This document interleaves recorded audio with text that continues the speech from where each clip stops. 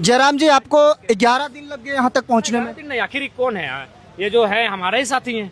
तो ये लोग जब काम कर रहे थे तो इसलिए हम अपना क्षेत्र में, चूंकि हमारा एक संवैधानिक पद भी है और रोज लगभग सैकड़ों समस्याएं हमारे पास आती हैं, कभी जमीन विवाद की, तो कभी किसी का काम रुका है, कभी थाना का, कभी ब्लॉक का, कभी जिला स्तरीय, और हमारा 2 जिला आता है, कोई ना कोई मीटिंग दूसरा तीसरा दिन होता है, कभी योजनाओं का मीटिंग होता है, कभी डीएमएफटी पे चर्चा होती है, कभी कृषि पे चर्चा होती है। तो हम एक संवैधानिक पद पर भी हैं और ओवरऑल हम देख रहे हैं कि यहाँ सब ठीक ठाक हो ही रहा है। और हमने ये ठाना था कि जब सेशन चलेगा, चूंकि रांची से धनबाद की दूरी है, हम आते फिर जाते, इसलिए हमने कहा जब सेशन चलेगा 6-7 दिन वहीं रहेंगे और दिन में हम सेशन में रहेंगे और शाम को आंदोलन में रहेंगे। छात्र आंदोलन की आप उपज हैं, आपसे बेहतर कोई इसकी पीड़ा नहीं समझ सकती। अब तक सरकार दरकिनार कर रही है, अब तक वार्ता नहीं कर रही है।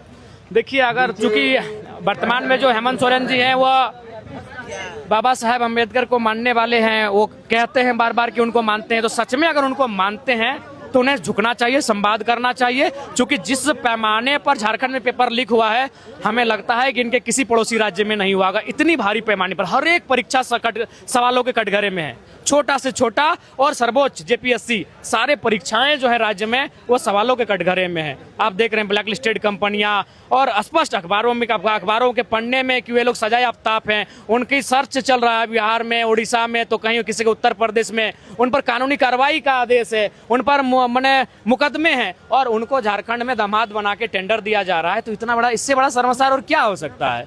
तो इसीलिए ये बहुत ही चिंतनशील है। और बिल्कुल मैं तो मुख्यमंत्री जी को आपके माध्यम से, लोकतंत्र के चौथे स्तंभ के माध्यम से भी कहूंगा और विधानसभा के अंदर कहूंगा कि ये परिपाटी ठीक नहीं है। इस परिपाटी को बदलिए और बेहतर लोगों को जेपीएससी के टीम में लाइए, उनके चेयरमैन बनाइए, सदस्य बनाइए, जिनमें अगर मुख्यमंत्री भी उन पर दबाव बनाए कि इसका काम करना है तो इस्तीफा दे दे, लेकिन मुख्यमंत्री के दबाव को ना माने, ऐसे व्यक्ति का चयन करें। अगर सरकार इसी तरह चुप्पी रही तो क्या आपको लगता है कि सरकार को सत्ता से भी कीमत चुकानी पड़ सकती है? बिल्कुल कीमत चुकानी पड़ेगी, चूंकि आज जिस प्रकार से अब देश में एक आक्रोश देखने को मिल रहा है, प्रधानमंत्री जी को लाइव आना पड़ रहा है, रील्स बनाना पड़ रहा है, तो इससे स्पष्ट संदेश है कि आप अब हुक्मरान इस अभिमान में तो ना रहें कि हम समीकरण से जीत जाएंगे। चूंकि समीकरण होता है, देश का समीकरण हिंदुज्म पर है और राज्य का समीकरण जो है मुख्यमंत्री के पक्ष में ट्राइबल्स इत्यादि का है। लेकिन अब वो लोग भी नकार चुके हैं कि हमारे लिए अब समीकरण इंपॉर्टेंट नहीं है,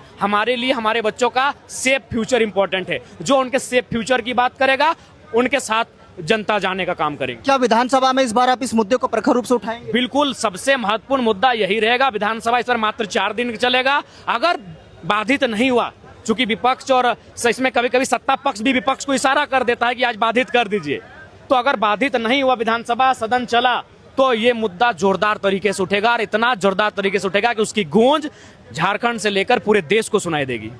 अभी सरकार जिस तरीके से 9 दिन हो गया है डेलीगेट्स को अब तक नहीं भेजी, कहीं ये तो नहीं कि दिल्ली के प्रोटेस्ट की तरह सरकार यहाँ भी उसी स्ट्रेटेजी को अपना रही है? हमें समझ में नहीं आ रहा है कि ये इतना असंवेदनशील कैसे, संवेदनहीन कैसे हैं सरकारें। अगर कोई इस प्रकार की एक्टिविटी होती है कि छात्र के युवा अगर सड़कों पर आ गए तो फौरन संवाद होना चाहिए, 24 घंटे के अंदर संवाद होना चाहिए। क्यों पढ़ने वाले बच्चे सड़कों पे, क्यों पढ़ने वाले बच्चे हड़ताल में, क्यों पढ़ने वाले बच्चे धरने पर, क्यों और भूख हड़ताल में क्यों? आप हमारे भविष्य हैं।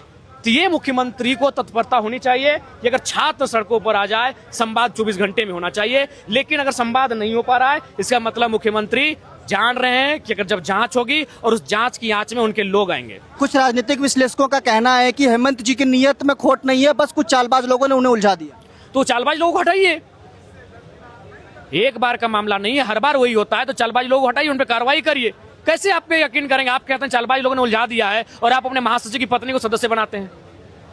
आपके आने से छात्रों का उत्साह आक्रोश दोनों और बढ़ा है। कहीं ना कहीं जो विधानसभा घेराव की बात हो रही थी वो आगे होगी या नहीं होगी? बिल्कुल होगी। विधानसभा घेराव की बात हो रही है, वो होगी, बिल्कुल होगी। बहुत बहुत धन्यवाद। हमारे बीच उपस्थित थे जयराम महतो जी, जो टाइगर के रूप में जाने जाते हैं झारखंड की राजनीति में, और ये छात्र आंदोलन के उपज है। इनका इस आंदोलन में पहुंचना कहीं ना कहीं छात्रों के उत्साह को 10 गुना बढ़ाएगा और सरकार को जितना जल्द हो सके वार्ता करनी चाहिए, नहीं तो पूरे राज्य भर से छात्र यहां पर पहुंचेंगे और राजधानी की अगर व्यवस्था बिगड़ती है तो उसकी जवाबदेही स्वयं राज्य के सत्ता पर बैठे सत्ताधीशों का होगा।